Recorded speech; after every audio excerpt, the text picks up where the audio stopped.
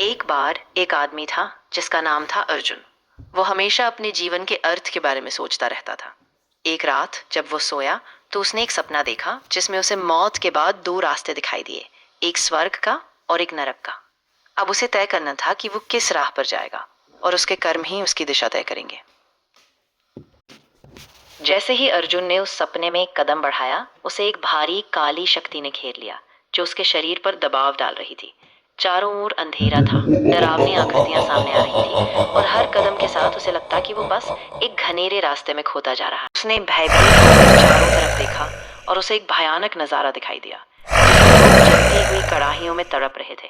उनकी चीखें कानों में गूंज रही थीं और उनका शरीर धीरे धीरे राख में बदल रहा था। अर्जुन ने वहीं खड़े खड़े सोचा कि अगर उसने गलत रास्ता चुना तो उसे भी इसी दर्द और सजा से गुजरना होगा। तभी उसे अपने पुराने कर्मों की सारी यादें आने लगी, वो गलत फैसले, वो भटकाव, और उसे समझ आया कि अगर उसने अभी सुधार नहीं किया तो उसका अंजाम भी इसी भयानक रास्ते जैसा होगा। जैसे ही अर्जुन ने सपने में चारों तरफ देखा, उसे लगा कि आजकल के जमाने में नकारात्मकता हर तरफ फैल रही है।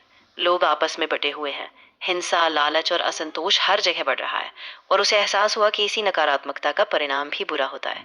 अच्छाई धीरे धीरे मिटती जा रही है और नकारात्मकता ही लोगों की जिंदगी को घेर रही है।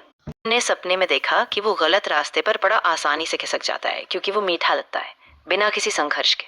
लेकिन सही रास्ता जो उसके भीतर के आदर्शों से जुड़ा था, वो उसे बहुत कड़ा और चुनौतीपूर्ण लगा। लेकिन हर डर के बावजूद उसने समझा कि इसी कड़वी राह पर चलकर ही वो सच का सामना कर पाएगा और अंत में वही उसे सही मंजिल तक ले जाएगा। उसने महसूस किया कि अगर वो अपने गुरु पर पूरा विश्वास रखता है तो वो किसी भी चुनौती का, चाहे वो सांसारिक हो या आध्यात्मिक, डट कर सामना कर सकता है।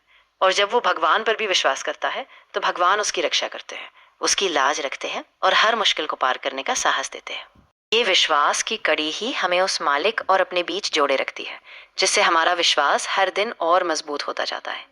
और इससे ना सिर्फ हमें सांसारिक यात्रा में सफलता मिलती है, बल्कि मृत्यु के बाद भी जब फरिश्ते हमारे कर्मों का हिसाब लेते हैं या चित्रगुप्त हमारे कर्मों का लेखा करते हैं, तो हमारे गुरु ही हमारी ढाल बनकर खड़े होते हैं, हमें बचाने के लिए, हर कदम पर साथ देने के लिए। एक पंजाबी में पंक्ति है, जिथे लेखा मंगिए थिथे खड़े दिसन।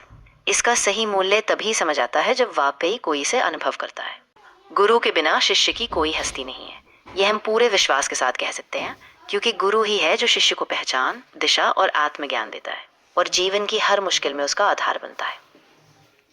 लाइक, शेयर और सब्सक्राइब करें ताकि आप ऐसी और कहानियों से जुड़ सकें। और आपको इस कहानी में कौन सा हिस्सा सबसे ज्यादा पसंद आया वो भी जरूर बताएं। मिलती है। अब कृपया वीडियो को लाइक करें, शेयर करें, सब्सक्राइब करें और कमेंट करके बताएं कि आपको इस सपने से क्या प्रेरणा मिली। बहुत धन्यवाद हमारे चैनल को देखने के लिए। आपका समर्थन हमारे लिए बहुत मायने रखता है।